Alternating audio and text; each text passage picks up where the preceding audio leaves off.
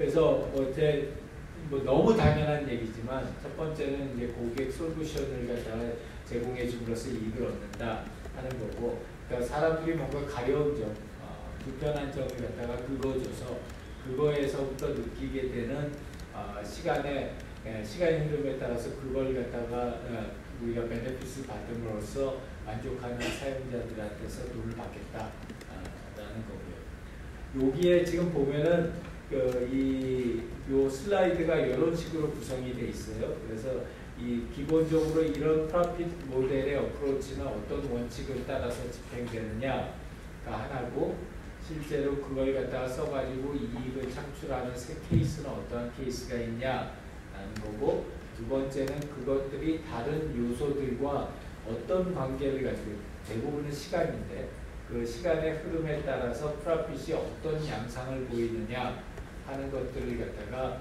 이렇게 정리를 해놨어요. 그래서 이 세 가지를 보면은 이 어프로치는 이런 기본적인 전략을 가져가는구나, 이런 회사들이 그런 전략을 썼구나, 이런 전략을 쓸 때 프로핏은 이런 형태의 패턴을 갖다 그리는구나 하는 것들을 갖다가 알 수 있을 거예요.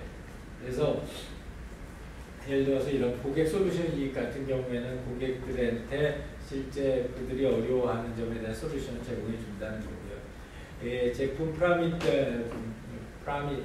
이익이라고 하는 거는 보통 제품들이 보게 되면은 이렇게 칸칸이 쌓여져 있다는 거예요. 그러니까 제품의 포트폴리오가 있어서 가장 밑에 칸을 갖다 깔아주는 애가 있고, 그 위에 올라가고 그 위에 올라가고 하는 애들이 있는데, 결국 프로핏이 나는 애는 요 제일 위에 있는 애들이 프로핏을 내주고, 이 밑에 있는 애들은 볼륨으로 깔아가지고 위에 있는 애가 그 프로핏을 낼 수 있게 도움을 준다는 거죠. 그래서 이제 대표적인 케이스로 쓰는 게 스와치하고 블랙펜 이 시계를 갖다 얘기를 하는데, 그러니까 이 스와치 같은 시계가 밑바닥을 갖다 볼륨으로 확 깔아주면서 해당되는 다른 회사들의 제품들이 마켓에 못 서게 발을 못 붙이게 해주고, 그 다음에 실제 이익은 이 블랙펜이나 이런 아주 고급 시계, 비싼 시계들을 팔아서 이익을 창출하는 모델. 그래서 그런 걸 갖다 제품 피라미드 이익이라고 얘기를 해요. 그 다음에 이제 그 다요소 시스템 이익이라고 하는 거는 우리가 어떤 서비스를 제공할 때 과금을 딱 한 가지만 가지고 하는 게 아니라 여러 가지 아이템별로 과금을 갖다가 하고, 그 중에서 특히 어떤 아이템에 더 과금이 쉬워서 실제 프로핏은 그 과금이 쉬운 아이템에서 나고, 나머지 아이템들은 그 아이템이 과금이 쉬운 아이템이 성립될 수 있도록 도와주는 걸 갖다가 하죠. 그래서 예를 들어서 사람들이 제일 많이 하는 것 중에 하나가, 음식점에 가가지고 식당 주인이 제일 싫어하는 사람이 음료수 들고 온 사람이 제일 싫다는 거예요. 그 이유는 사실 음식 팔아서는 별로 돈이 안 남고 음료수를 갖다 팔아서 돈이 남는데, 그 음료수 들고 오는 사람들 싫어한다는 거죠. 그래서 이제 그런 거 같은 경우에는 다요소 시스템 중에서 우리가 자리도 팔고 음식도 팔고 음료수도 팔면은 실제 이익이 발생하는 건 음료수에서 난다는 거예요. 그 다음에 스위치보드 모델은 우리 요새 제일 많이 하는 인터미디어리예요.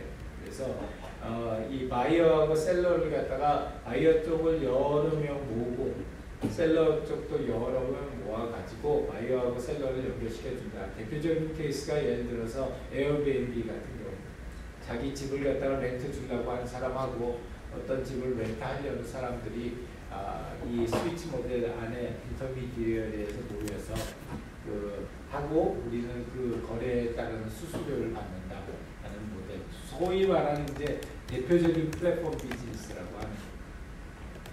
그 다음에 시간의 이익이라는 거는 제일 처음에 어떤 서비스를 갖다 제공한 사람들이 프리미엄을 가지고 먼저 높은 가격을 갖다 제시해서 거기서 프로핏을 갖다 얻고, 이제 팔로업 때는 다른 경쟁자들이 점점점 시장에 들어오기 시작하면 그 이익을 갖다가 점점 줄여가는 형식으로 해서 경쟁자들, 후발 주자들과 경쟁한다, 그런 모델이고요. 블록버스터 이익은 각각의 아이템에 얻을 수 있는 이익은 굉장히 적은데 소위 말해 대량 판매를 해서 그 실제 해당되는 금액을 갖다가 이 이익을 갖다가 볼륨에서 찾아내자 하는 타입이고, 뭐 이익 승수라고 하는 모델은 멀티 아이템이에요. 그래서 원소스 멀티 유스 해서 미키마우스 가방도 팔고 컵도 팔고 티셔츠도 팔고 그러는 것처럼 우리가 뭐 어떤 하나의 서비스를 만들어 놓으면 그 서비스를 여러 가지 형태의 다른 파생 서비스나 또는 파생되는 상품으로 만들어서 팔자, 거기서 이익을 내자라는 거고요. 그 다음에 그 창업가 이익이라고 하는 거는 우리가 이제 보통들 이렇게 스핀업 얘기를 많이 하잖아요. 그래서 이제 보통 큰 회사나 이런 데에 있다가 좋은 그런 어떤 아이템이 발생했었을 때 그걸 갖다 스트롱하게 밀고 나갈 수 있는 작지만 단단한 팀이 있으면 그 팀을 갖다가 스핀업 시켜가지고 이들이 제일 첫 번째 단계에 그 사용자 니즈를 갖다가 아주 맹렬한 기세로 찾아내서 거기서부터 이익을 창출하게 하자. 그러니까 본인의 지금 루틴한 그 비즈니스는 기본으로 가져가고 이 스핀업을 통해서 이익을 갖다 내자 하는 그런 모델이고요. 전문화 이익이라고 하는 거는 이제 우리가 어떤 분야나 이쪽에 스페셜라이즈 될수록 이제 해당 분야에서 우리가 비즈니스를 하기 위해서 서비스를 제공하기 위해서 필요로 한 인프라들을 갖다 훨씬 쉽게 만들어내기 때문에 그런 인프라들을 갖다 이미 가지고 있는 상태에서는 프로핏을 갖다 내기가 훨씬 쉽다. 그래서 그런 점에서 스페셜라이즈 된 스페셜티 있는 로부터 프로핏을 만들어내는 그런 모델이고, 그 다음에 기반 조선 이익이라고 하는 거는 이제 우리가 소위 말하는 인프라 스트럭처 관련된 그 비즈니스예요. 그래서 뭐 마이크로소프트 윈도우나 이런 오퍼레이팅 시스템들, 또 기타 여러 가지 아키텍처하고 관련된 그 서비스들, 이런 서비스들 같은 경우에 왜 일단 많이 풀라고 노력하잖아요. 이렇게 많이 풀어서 사람들이 해당되는 제품이나 서비스를 많이 사용하면 이제 거기서부터 시작해가지고 기반이 만들어졌기 때문에 이제 그 기반을 갖다 바탕으로 해서 그 위에 다른 서비스를 얹혀서 이익을 갖다 내자. 이게 이제 인프라스트럭처 기반이죠. 또 하나는 이 우리가 일반적으로 만드는 서비스 디자인에서는 그렇게 가능하지는 않아요.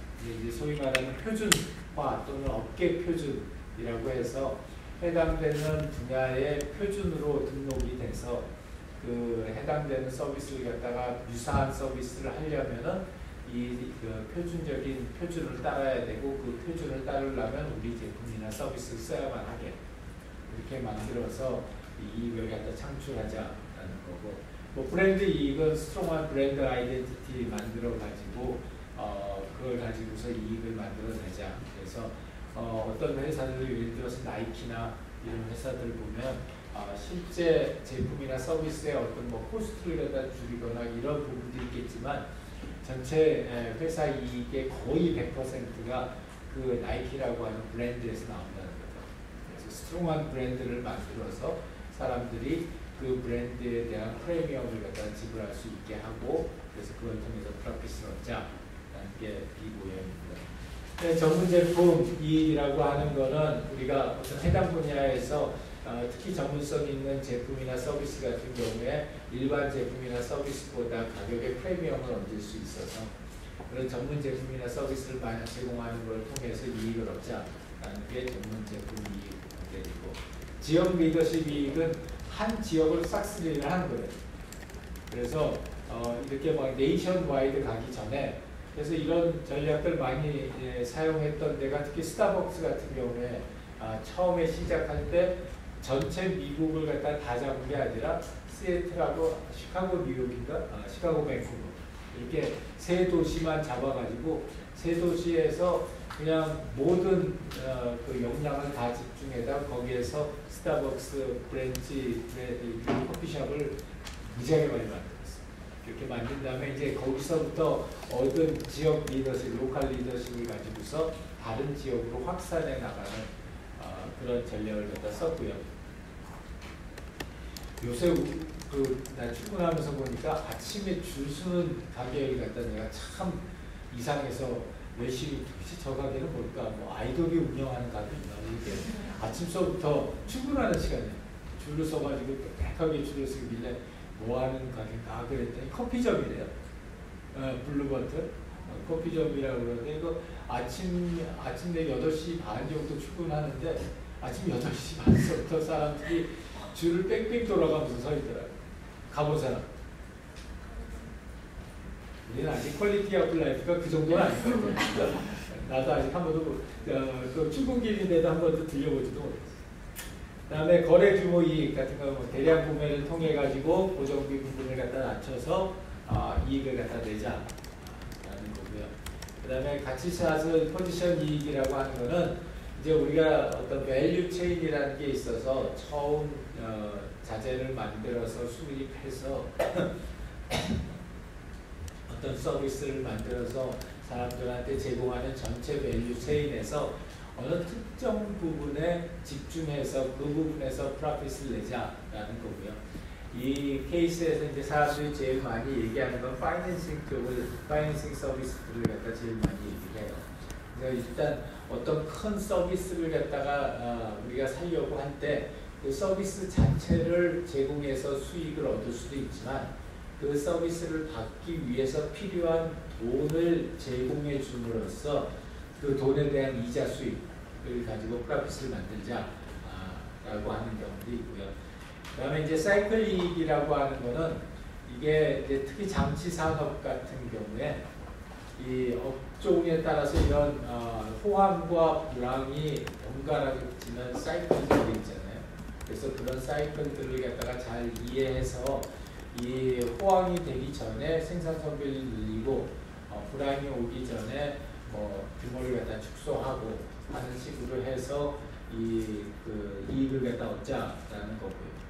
그다음에 판매 후 이익은 실제 어떤 서비스를 서브스크립션 하거나 이런 걸 통해서 판매하는 것에서 이익을 얻는 게 아니라 그 서비스를 실제로 이용한 사람이 그 다음에 어떤 부가적인 또는 팔로우업적인 서비스를 받을 때 그때 프로핏을 갖다가 거기에서 만들어내자 하는 거고요.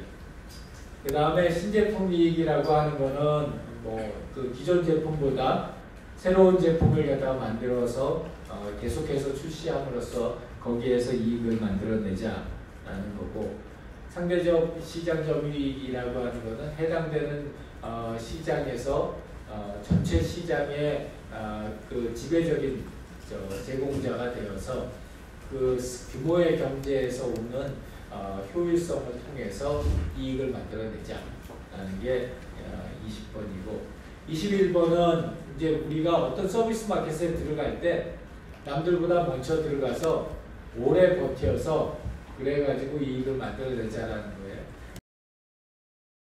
자, 그 다음에 저비용 사업 설계 이익이라는 건 이제 코스트 절감을 하는 거죠. 여러 가지 형태로 코스트 절감을 하는 거고요.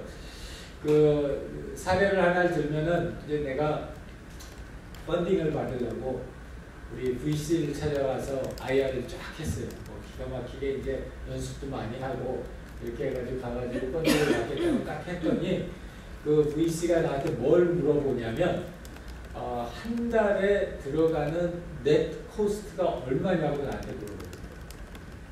근데 얼핏 생각하면 너무 잘 기억할 것 같은데 기억 못해요.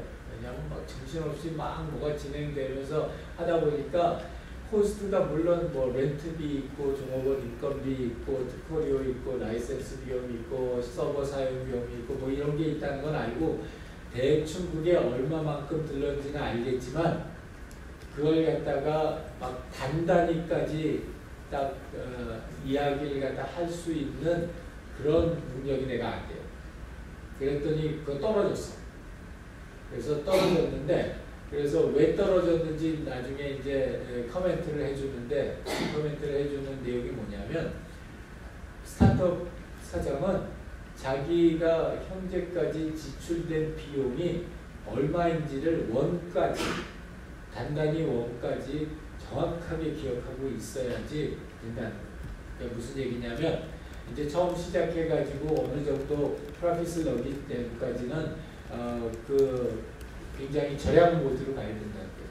이 절약 모드로 가려면 자기가 그 지출되는 익스펜스에 대해서 항상 정확한 숫자를 갖다 기억하고 있어야 된다.